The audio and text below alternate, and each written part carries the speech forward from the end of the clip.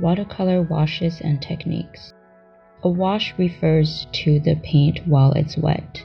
The most common type of wash is a flat wash. That just means a flat wash of color all throughout. So you can practice this by making a square or a bar as I've done, and just try putting down a flat wash.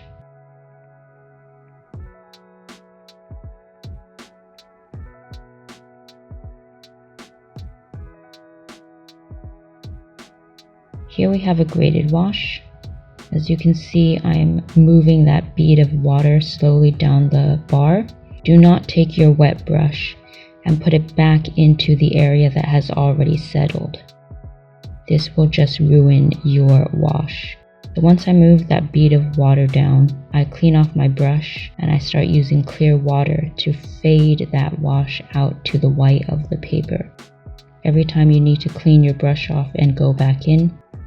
And here I'm using a damp brush to pick up any excess paint.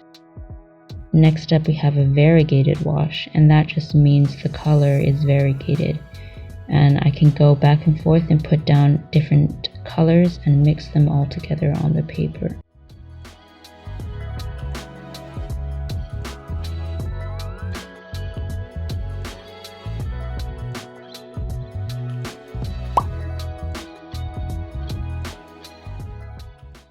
Here's some ideas for different shapes you can make to practice doing these washes.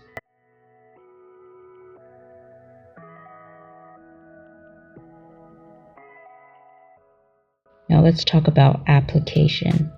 There are two main types of application for all paint mediums, and that is wet on dry, which means that your brush is wet and your paper is dry. The next one is wet on wet, where you will use clear water or some paint to wet the surface and then drop in another color or drop in some paint. So here you can see I've wet the surface and now I'm dropping in more paint. And this is called wet on wet. Your brush is wet and your paper is wet.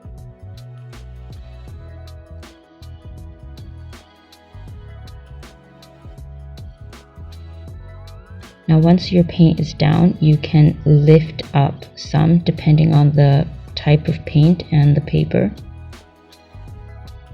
Usually most watercolors can lift, although some are better than others. And we use lifting to lighten some areas or to clean up some mistakes. It's a little bit like erasing. Another very common technique is glazing, where you are basically layering either two layers of the same color or two layers of different colors to build up the contrast. As you can see with this little house, I painted one layer, let it dry, and now I'm painting the side of the house to make it look darker. And the most common that you'll find in watercolor is preserving white. And that is because there is no white in watercolor painting. So oftentimes we will have to leave out that white section, usually using the white of the paper.